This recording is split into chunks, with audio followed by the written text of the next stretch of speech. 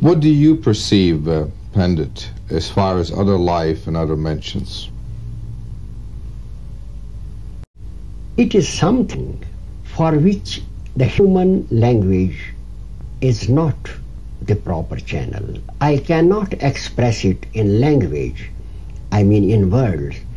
All I can say is that so far as my experience is concerned, I live in a universe of light, and I do not perceive myself to be a section, to be a corner, to be a small niche of that universe, but to be the whole universe itself.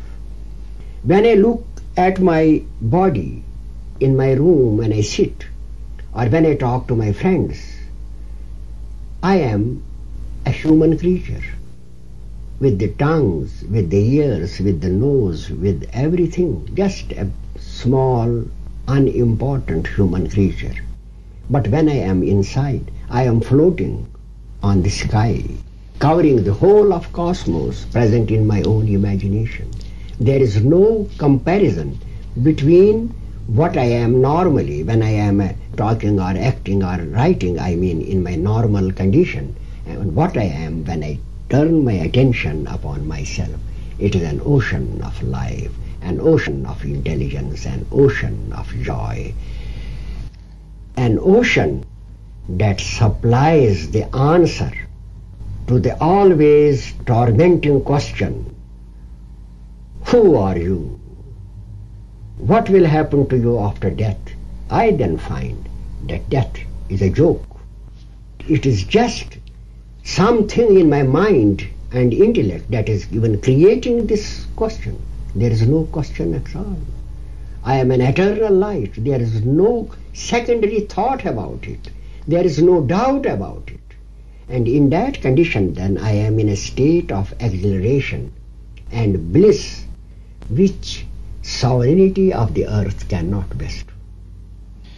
Pandit, if Jesus Christ was the Son of God, we will never become like Jesus was. You see, if that were the position, then Jesus himself would not say that he lives in me and I live in all these men. The very fact that he has said so means that he felt his own identity with God and also the identity of all human beings with himself and through him to God.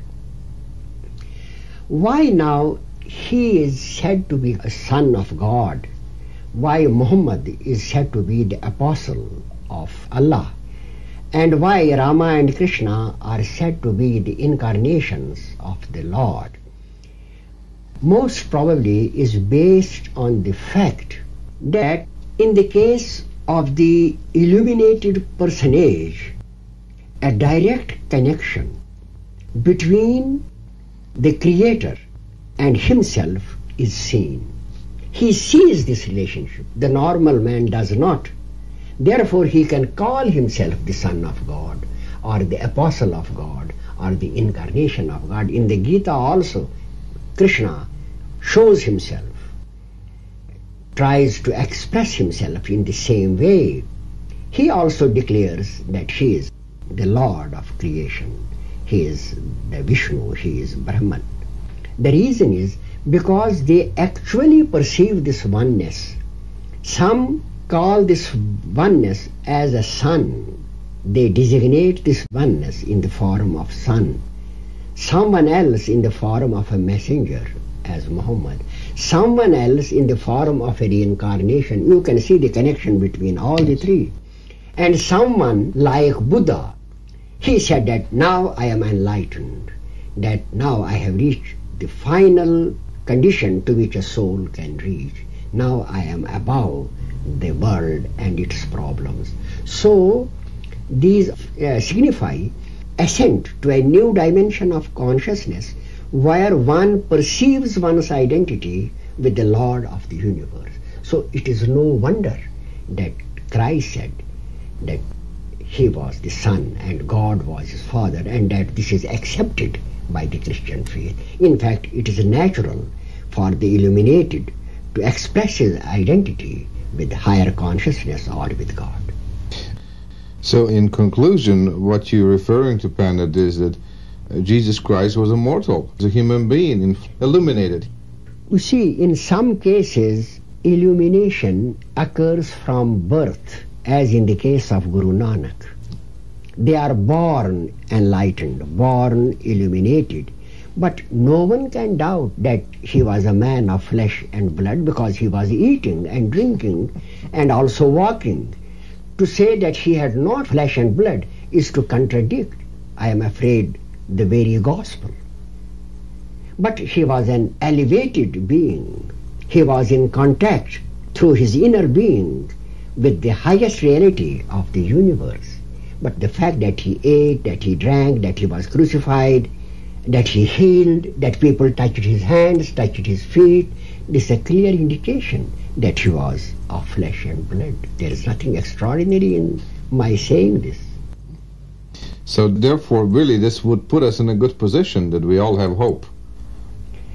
I believe that by treating Christ as the future prophet, or by treating Vyas as the future prophet, as one who could guide mankind through this evolutionary path, if we make him a universal figure, as I have already said, he is then to be revered and respected and worshipped by all human beings. If we now restrict that he was only the God or the Savior or the prophet of Christians, perhaps we then do not express our homage and our respect in the proper light. He was a superhuman being, a being that would be born or perhaps maybe thousands of years ahead.